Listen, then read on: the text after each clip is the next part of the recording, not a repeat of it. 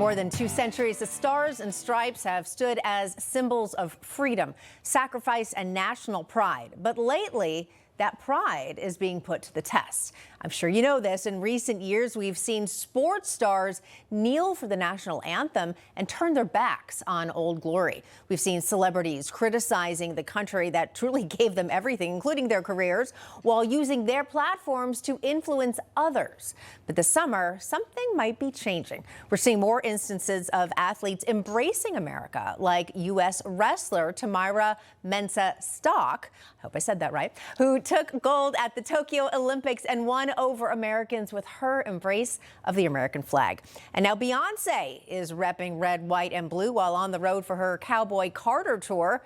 And Democrats appear to be doing something similar, weaving in patriotism whenever possible at last year's DNC. The Washington Post noting this headline. At convention, Democrats claim patriotism, American flag, as their own. We're seeing a cultural tug of war over what it means to love this country. And now one Republican congressman, well, he's stepping up. Texas Congressman Wesley Hunt introducing, actually I should say reintroducing, a resolution to designate July as American Pride Month, a full month to honor the flag, the founding fathers, and heroes who built this great nation. Here's what he wrote on X. If June can be hijacked for woke ideology, then surely July, the month of our founding, can stand for something greater, America itself. This isn't political. This is personal. It comes as new polling from Gallup shows pride in the country has dropped to historic lows, and the divide is sharply partisan. Check out this graph. It shows a significant drop in the Democratic Party. Only 36% of Democrats are very proud or extremely proud to be an American. Meanwhile, Republicans are at 92% in 2025, and that's a 2% increase in the last 25 years. Let's talk about it. Joining me now to discuss this fight over patriotism and what American Pride Month could mean moving forward, sports journalist Julia Sun, alongside Newsmax contributor Deneen Borelli. As we are celebrating our nation's birthday, it is the perfect time to be talking about this. It makes me sad when I hear celebrities or see even people on the streets disrespecting the American flag, saying, oh, this country is terrible, saying all these horrible things. And I think, you know what? If you lived in another country, you probably wouldn't be able to even say those things. And you know what? You're free to leave. Yeah, that's what I say all the time. I will say, for the record, I am very extremely proud to be an American. Me too. And I think you two share Very that so. mentality too.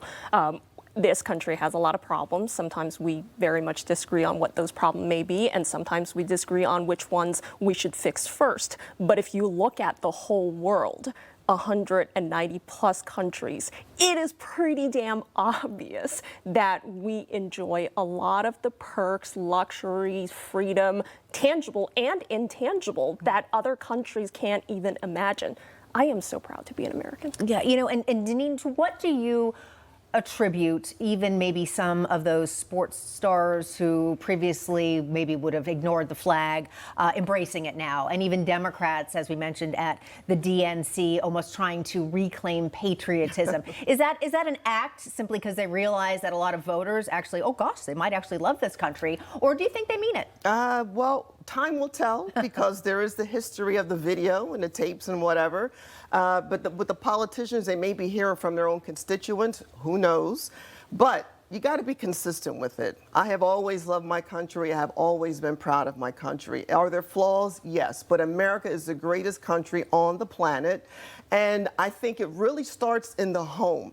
You have to instill this in the youth, in our future generation, so that they have that baseline going forward, no matter what you hear, the noise, the nonsense that you're going to get and hear as you get older. Yeah, and I think that even takes it more broadly, respect for the country. As you said, it's important to be instilled at a young age, and a lot of times we're not seeing that happen. I want to take a look at